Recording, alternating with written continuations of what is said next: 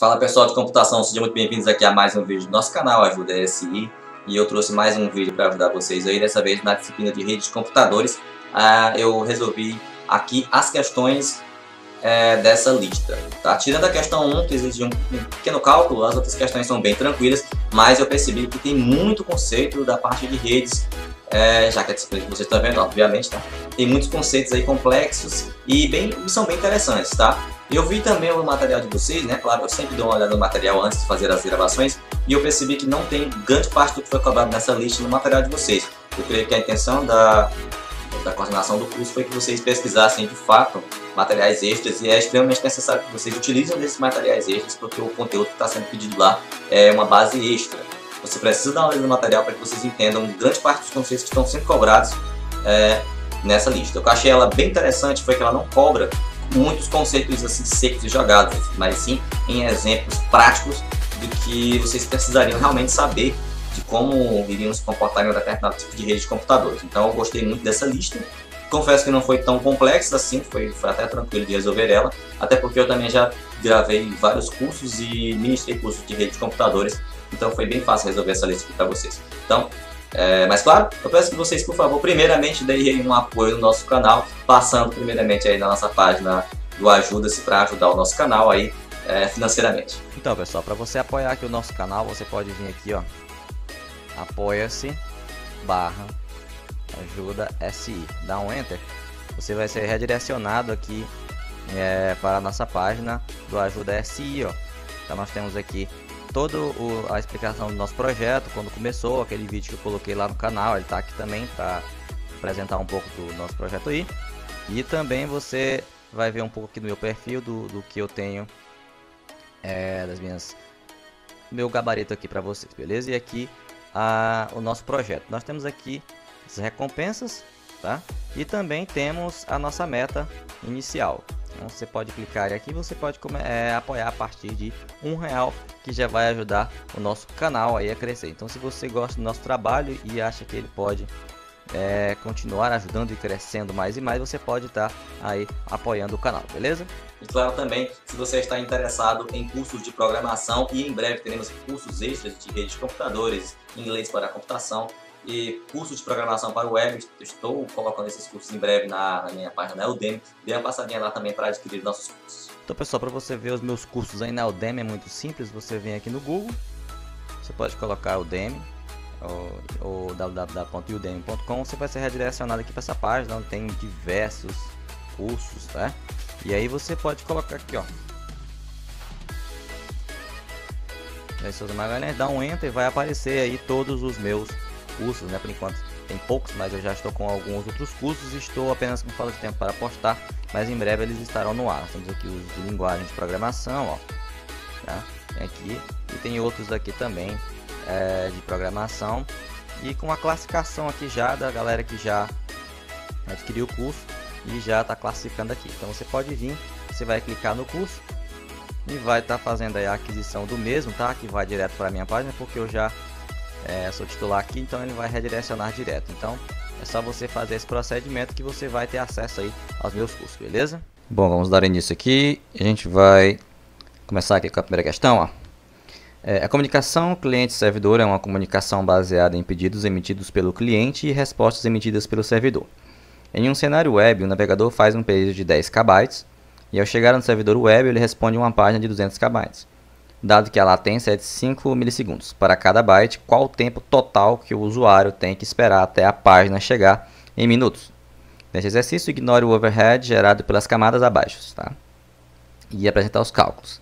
Bom, antes da gente fazer, né, a gente vai trabalhar cada questão aqui, a gente vai fazer um embasamentozinho para que a gente entenda de fato o que está acontecendo, né, em cada questão, que essa é a finalidade desse vídeo. Então, primeiramente, isso daqui é uma imagenzinha bem clara do que acontece quando você está acessando a internet. Seu computador é o cliente, seu computador, notebook ou smartphone ou qualquer outro dispositivo conectado à internet, ele vai fazer uma solicitação ao servidor. Quando ele faz essa solicitação, pacotes serão enviados e resposta será enviada. Por exemplo, quando você digita a URL, né, por exemplo, www.cigar.br, você está fazendo uma solicitação. E essa solicitação vai ser enviada ao servidor, o servidor vai enviar os dados e isso vai colocar na sua tela as imagens, né, que você necessita para estar acessando. É claro que diversos protocolos são executados durante um acesso. Temos vários protocolos trabalhando para que você, ao digitar o seu código, né, o seu endereço, o seu domínio, a página seja aberta. Temos vários protocolos, HTTP, temos o HTML, temos o www, temos os protocolos de internet, NAT, tem vários protocolos estão funcionando para que você solicite uma página e receba do servidor. Tá? Você é o cliente e o servidor vai fornecer aí o que você necessita. E nisso nós temos ainda a questão da latência, que é o tempo que leva para os dados percorrerem uma rede do ponto X ao ponto Y. Vamos imaginar que o ponto X é o seu computador e o ponto Y é o servidor. Então a latência é o atraso, né, que vai demorar aquela informação. E aqui na nossa questão a gente tem que a cada byte nós temos aqui 5 milissegundos de atraso. Bom, e por que existe esse atraso? Né? Existe uma variedade de fontes que contribuem para que a latência exista. Né? A gente tem congestionamento de rede, roteadores, firewalls, que são muito utilizados, enfim. E uma fonte primária da latência é a distância. Né? O atraso de propagação refere-se ao tempo que leva para um sinal percorrer a rede. Por exemplo, a luz ela viaja através de fibras em aproximadamente 203 mil quilômetros, ou 126 milhas por segundo, que é aproximadamente 2/3 da velocidade da luz, né, no vácuo. Então, vai existir uma latência que muitas vezes não é percebida e outras vezes é percebida. Se você vir aqui no seu servidor, aliás, no seu computador, deixa eu vir aqui, deixa eu fazer aqui rapidamente, só para mostrar para vocês o que acontece. Você vem aqui no seu terminal do Linux ou no seu CMD do Windows, que é o meu caso aqui. Se você digitar ping www.google.com, você vai ver que nós temos aqui os milissegundos, em milissegundos, o atraso de informação, né, o ping de envio de pacotes do seu computador para o Google, né, das suas solicitações. Nós temos aqui que o ping é de 55 milissegundos, com 32 bytes de dados sendo solicitado. E ele vai terminar de fazer a requisição para que a gente veja se alguma informação foi perdida. Você vai enviar pacotes, está enviando pacotes para aquele site para que você veja também a questão do atraso da latência da sua rede. E a gente percebe que com o ping a gente pode ver o IP do site, né? A gente tem o IP aqui do site. Mas enfim, isso não é o caso agora. Então, para a gente fazer o cálculo dessa questão aqui, é bem simples, Primeira coisa que você vai fazer, como ele disse que os 5 milissegundos é para cada byte, então a primeira coisa que você vai fazer é 200 kB, que é a resposta. O que não vai nos interessar não é o que foi pedido, vai ser o que foi recebido, que é 200k, que é igual a 200 mil bytes, né, já que ele quer a cada byte. Depois que você fizer essa conversão, vamos multiplicar pela latência, que é o atraso, que é milissegundos. Então 200 mil vezes 5 vai dar, se eu não estou enganado aqui, vai dar 1 milhão de milissegundos. Depois, como ele quer o tempo em minutos, é só converter isso aqui para minutos, que vai dar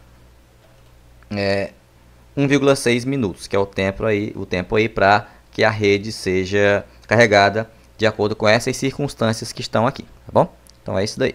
Vamos passar aqui para a próxima questão. São questões bem interessantes.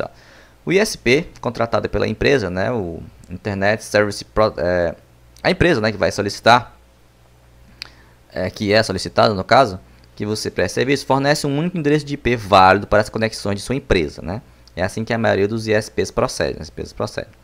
No entanto, sua empresa hoje possui 30 computadores em uma subrede classe C, mas há perspectiva de crescimento. E todos precisam de acesso à internet. Na subrede em questão existe um roteador com uma porta WAN, que recebe a conexão de ISP, e 40 portas LAN que dão suporte aos 30 computadores. O roteador também possui alguns serviços como o DHCP e o NAT e controle de banda. Partindo do pressuposto de que segurança não é um problema, responda. É possível nessas condições usar o protocolo NAT? Justifique. Bom, vamos começar a dar nome aos bois aqui para que a gente possa, de fato, entender como acontece. Então vamos aqui, ó. Isso daqui é a rede que está sendo descrita na questão. Só que aqui, em vez de 3 lá, é 30, né? Se eu não estou enganado. Então a gente vai imaginar o seguinte: nós temos aqui uma rede WAN, que é uma Wide Area Network, né? Uma rede de largo alcance, que geralmente são as redes que fornecem os serviços de internet. E nós temos uma LAN, que é uma Local Area Network, que é, ou seja, uma rede local. E aqui são os computadores que estão ligados através de um roteador. Tá? É esse tipo de rede, essa topografia de rede aqui que nós temos na questão. Bom, então é o seguinte: a rede LAN, ela geralmente se refere a redes de computadores restritas, é um local físico, que é definido como uma casa, um escritório, uma empresa, em um mesmo prédio. Tá? O que realmente limita essa rede LAN é uma faixa de IP restrita mesmo, né? Como uma máscara de rede comum. Mais à frente a gente vai entender esse conceito de máscara de rede. E a WAN, que é essa daqui, que é a Wide Area Network, ela significa uma rede que cobre uma área física maior, como um campo de uma universidade, uma cidade, um estado, um mesmo país, e também, né, a questão de um próprio servidor de rede de internet. E é usado frequentemente nas configurações dos roteadores para se referir à rede externa a empresas que não é considerada como LAN. E nós temos também os serviços que são listados na questão. Nós temos o DHCP, que é um tipo de servidor de IP, que ele serve para atribuir endereços de IP automaticamente para computadores em redes, sem que você tenha que definir manualmente os IPs para cada computador na rede. Então, se você tivesse que definir um IP para cada computador dos 30, né, seria muito trabalhoso, então a gente utiliza o DHCP para fazer isso. E ele economiza tempo em grandes redes, evitando IPs repetidos, o que causa conflitos na rede, às vezes, que demoram para achar dois computadores que são conflitantes. Eu lembro que eu trabalhava numa empresa que a gente tinha que, há muito tempo atrás, faz bastante tempo, acho que faz uns 8 anos mais ou menos, que eu trabalhava numa empresa, que a gente configurava manualmente os IPs e principalmente dava conflito, principalmente nas impressoras, quando a gente enviava arquivos. E nós temos o protocolo NAT. O que é o protocolo NAT? Deixa eu ver aqui o meu próximo slide. Nós temos aqui o WAN, LAN, os protocolos. E nós temos aqui os dois protocolo que a gente está estudando, que é o DHCP, que é o Dynamic Host Configuration Protocol, ou seja, protocolo de configuração dinâmica de host, e o Network Address Translation, que é o tradutor de endereço de rede. Para que serve o protocolo NAT? Vamos para o próximo slide. Bom, essa aqui é a tua rede local, né, a rede lá da questão, que tem 30 computadores. Isso daqui é o servidor, tá? É o servidor que te envia a internet. E esse é o protocolo NAT. Pensa o seguinte: quando você está recebendo um IP, contratando um serviço de internet, o servidor te envia um único IP, que é o IP que vai identificar a tua rede para o mundo. Porém, a gente sabe que como a gente tem 30 computadores, a gente não pode utilizar o mesmo IP em 30 computadores. Então a gente precisa que exista um IP para cada computador. Esse IP que a internet te manda, né, é o IP externo, que vai identificar qualquer dispositivo conectado nela para o mundo. Tu pode ter um tablet, tu pode ter um smartphone, 200 computadores, mas para o meio externo tu só vai ter um IP, que é o teu IP externo. Aqui dentro da rede, nós vamos ter um IP para cada computador que vão identificar dentro da rede local. Isso aqui a gente chama de IP interno. Porém, quando a gente se comunica com a internet, se comunica com o servidor ou se comunica com qualquer coisa, a gente não vai trabalhar com o nosso IP interno, a gente vai trabalhar com o IP externo. Quem é que faz essa tradução, essa conversão de número de IP do IP interno para o IP externo? É o protocolo NAT, de Network Address Translation. Ele vai pegar o teu IP interno de rede e traduzir ele para o IP externo, converter ele para que a internet te identifique como IP externo. Tá? Para vocês entenderem melhor, vamos aqui usar o CMD do Windows de novo. Deixa eu ver aqui rapidamente. Vou abrir meu CMD de novo. Se eu vir aqui, ó, deixa eu botar aqui, ó, IP config. Bom, aqui eu tenho o meu IP interno, ó, que é 192.168.1.2. Esse é o IP que identifica a minha máquina dos outros dispositivos. Que eu tenho mais dois computadores ligados, são 3 computadores ligados aqui em casa, tem mais 3 computadores, 4 smartphones, temos a Smart TV. E eu acho que não tem mais nada conectado à rede de internet não. Bom, cada um tem seu IP. Isso aqui é o meu IP interno. Agora, se eu quiser saber qual é o meu IP externo, você vai ver que é totalmente diferente daquele. Deixa eu vir aqui. Calma, eu estou perdido. Deixa eu vir aqui no Google. Deixa eu organizar aqui para vocês. Está aqui o Google. Ó. Vamos imaginar, por exemplo, que eu venho aqui, ó, meu IP. Bom, esse aqui é o meu IP externo. Ó. Esse IP é o IP que me identifica na rede externa. Esse aqui é o meu IP externo, que é o IP da minha rede. E esse IP aqui, ó,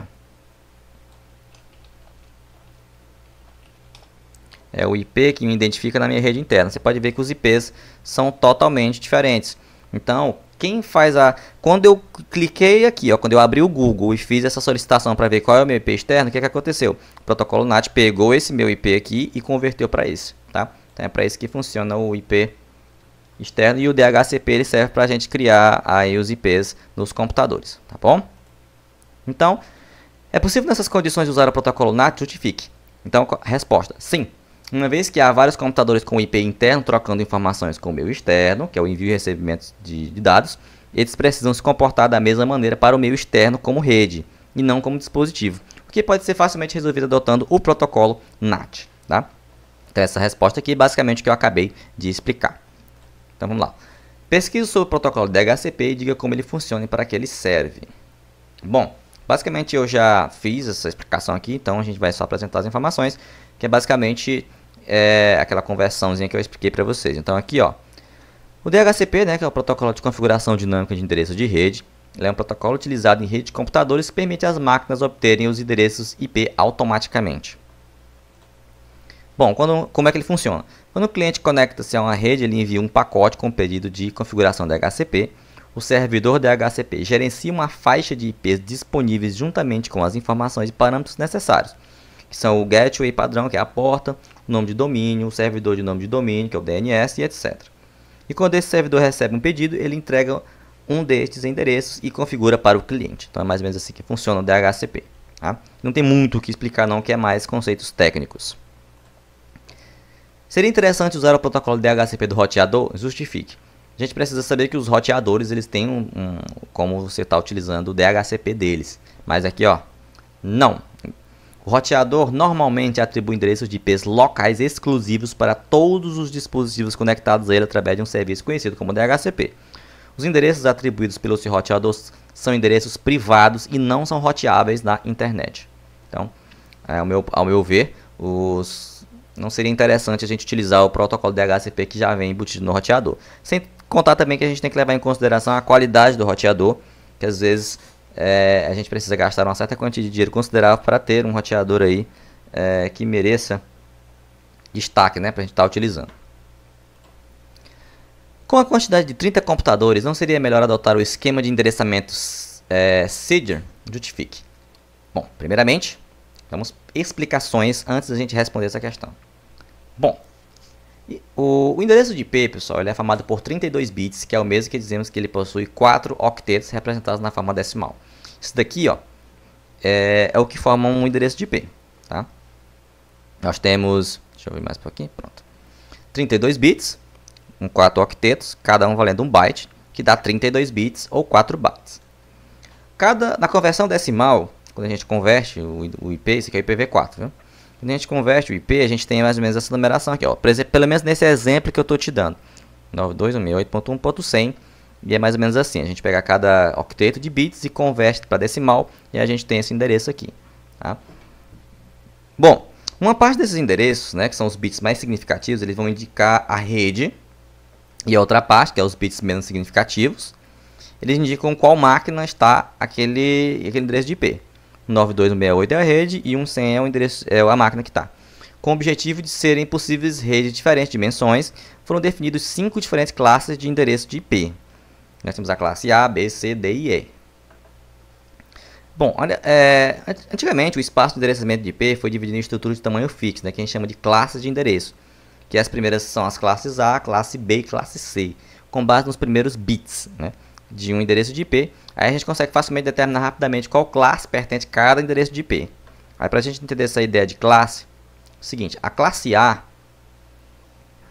ela possui um conjunto de endereços que vão desde 1.000 até 127.000, tá? Onde o primeiro octeto, que é aquele de 8 bits, de endereço, identifica a rede, e os 3 restantes serve para identificar um determinado host na rede, um determinado local. Isso aqui é um exemplo de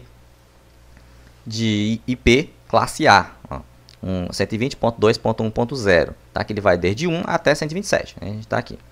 Bom, o classe B, ele possui um conjunto de endereços que vai desde o 128.000 até 191.255.00. Os primeiros octetos, né, que são os 16 primeiros bits, e o endereço de IP identificam a rede, e o restante dos 2 octetos, que são os 16 bits que sobram, eles identificam um determinado host na rede. Perceba que essa delimitação dos bits é que vão fazer a diferença real entre as classes. Ó, aqui nós temos um exemplo de IP classe B, né, que vai do 128 até o 191. Então a gente tem aqui mais ou menos o meio termo. E por fim, nós temos o classe C, que é um dos mais utilizados, que vai desde 192 até o 233, perdão, o 223, 255 e 255, onde os 3 primeiros octetos, ou seja, os primeiros 24 bits, identificam a rede, e o restante dos 8 bits identificam o host. Tá? Este aqui está um exemplo bem clássico, ó, do nosso IP, classe C, que é o basicamente mais utilizado, provavelmente é o que você utiliza na sua casa. Então o que a gente conclui? Que os endereços classe A, que são esses aqui, ele permite menos redes, mas mais hosts por rede. Enquanto, por exemplo, os classe C permitem mais redes, mas menos endereços disponíveis em cada rede. Bom, voltando à nossa questão, esse SID, né, é a sigla de Classless Internal Domain Routing, que surgiu, acho que se eu não me engano, em 1993, que a gente chama, que é o chamado máscara de tamanho variável. Ele faz com que grande número de endereços não sejam desperdiçados. Como a gente tem delimitações nas classes A, B e C, às vezes a gente perde o número de IPs, né? E como aqui a gente tem tamanho variável, a gente não perde essa quantidade de número de IP. A gente, como ele tem variações, é o tamanho flexível, né? A gente não tem essa perda. E um provedor de acesso que precisa de 10.000 IPs, por exemplo, ele precisaria utilizar uma faixa de endereço de classe B inteira, 65 mil endereços mais ou menos. Isso exigiria grande desperdício, né? Ou utilizar 40 faixas de endereço classe C separadas, que também iria complicar um pouco a configuração. Então a resposta, ó, sim, pois a tecnologia SID usa máscara de comprimento variável, o VLSM de Variable Length Subnet Mask, para alocar endereço de IP em subrede de acordo com a necessidade individual e não nas regras de uso realizado em toda a rede. Então assim a divisão de rede ou de host pode ocorrer em qualquer fronteira de bits no endereço. Então essa aí é a informação técnica. Por fim, aqui nós temos mais. Se houvesse expansão da rede de 30 para 50 computadores, o roteador presente seria incapaz de suportar essa quantidade, já que só tem 40 portas. Você usaria um hub ou um switch junto com esse roteador para expandir a rede? Tenha em mente que a rapidez é fundamental para o serviço da empresa. Então vamos lá. Para a gente responder essa pergunta, primeira coisa, vamos delimitar a diferença entre um hub, um switch e um roteador. Bom, essa criaturazinha aqui, interessante, que é o hub, o que acontece? Ele serve para ligar redes, né, obviamente. Mas ele recebe pacote de dados vindo de um computador e o transmite esse pacote a outros computadores da rede. Detalhe, enquanto o pacote de dados está sendo transmitido, outros pacotes que são recebidos entram na fila de espera. Apenas um pacote de dados é transmitido por vez. Então ele só envia um pacote de dados por vez e aguarda até que possa enviar o segundo. No caso do switch, que tem a mesma função do hub, ligar redes, mas a diferença,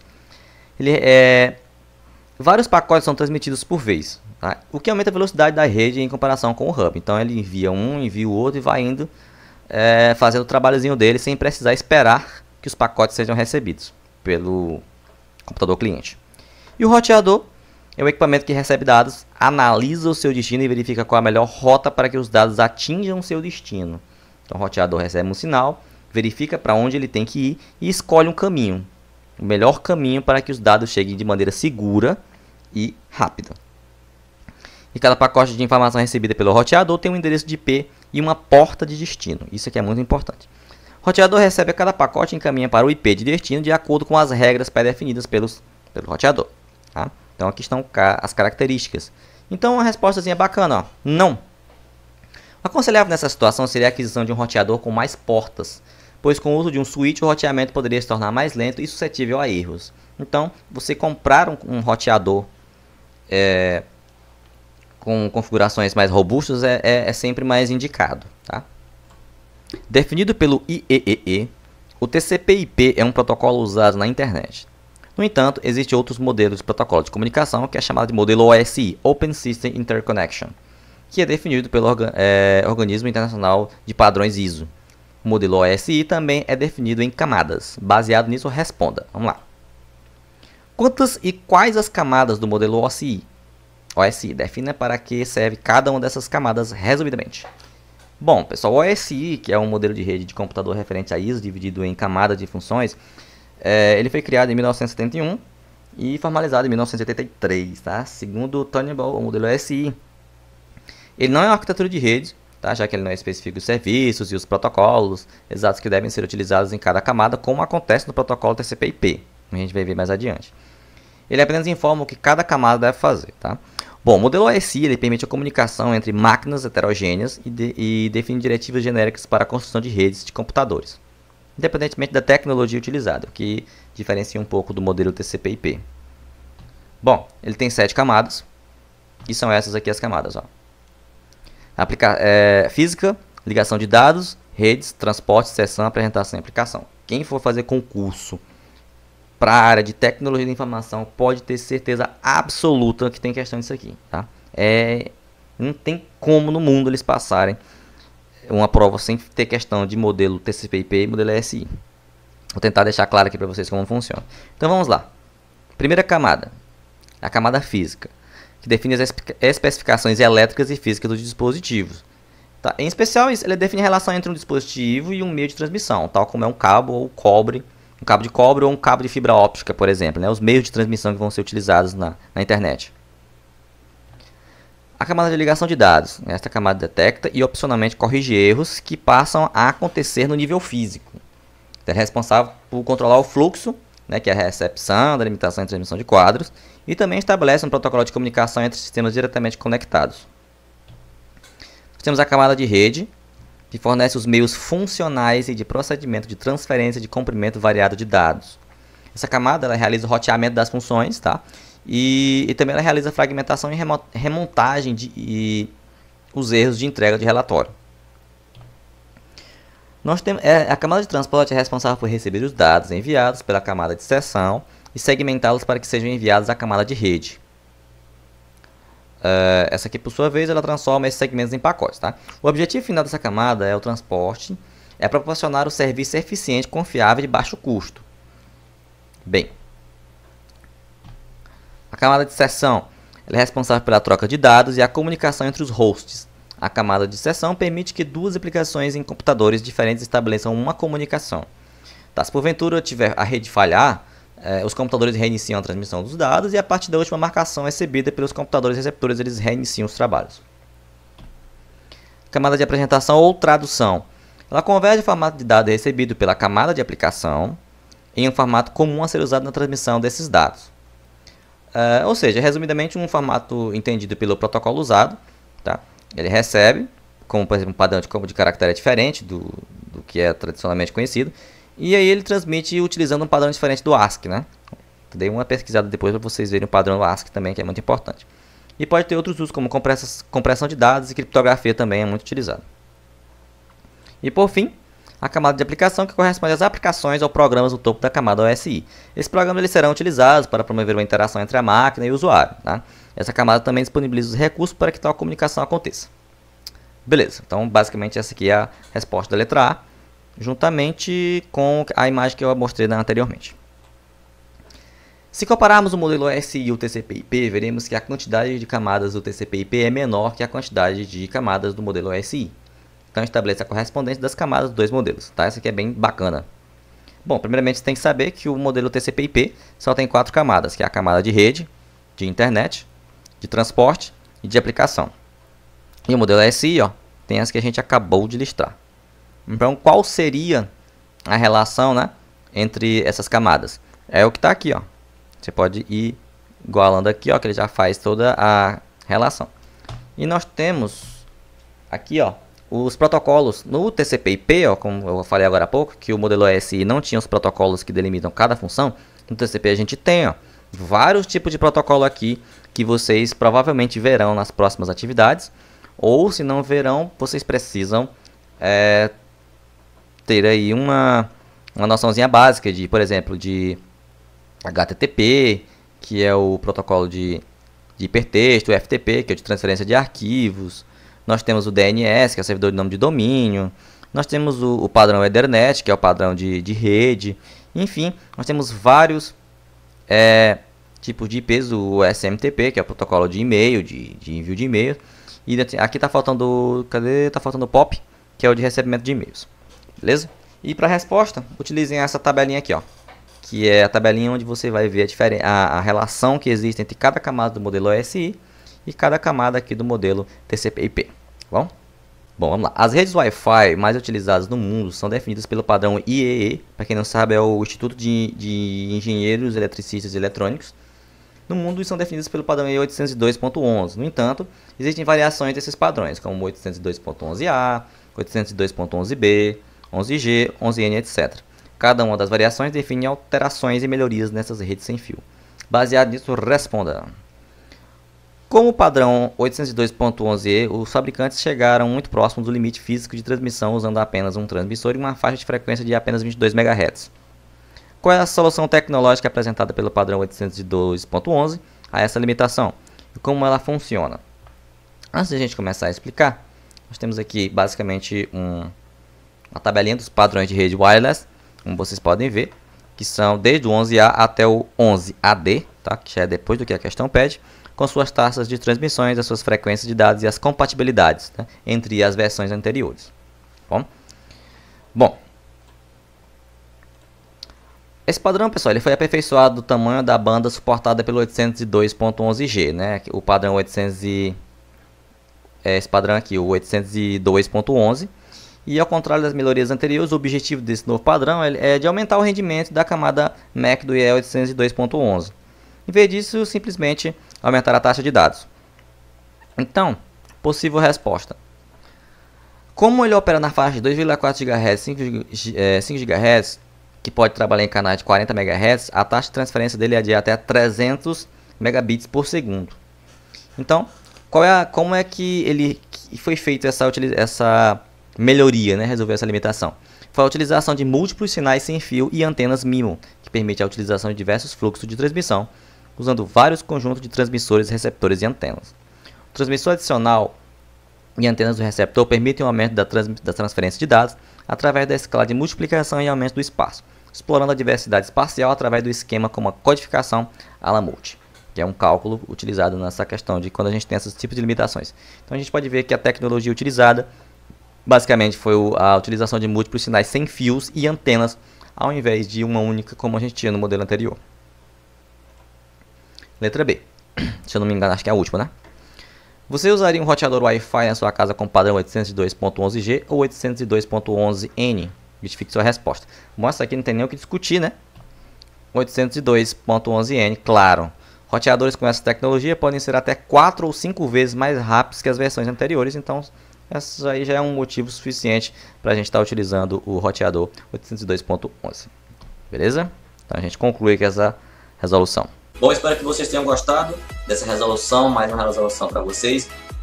Quando sair a lista 2 eu vou dar uma olhada também, qualquer coisa eu posso estar gravando também para vocês. Eu acredito que esses vídeos estão ajudando muitas pessoas. Então, continue aqui com a gente. Obrigado pela audiência, até a próxima. Valeu!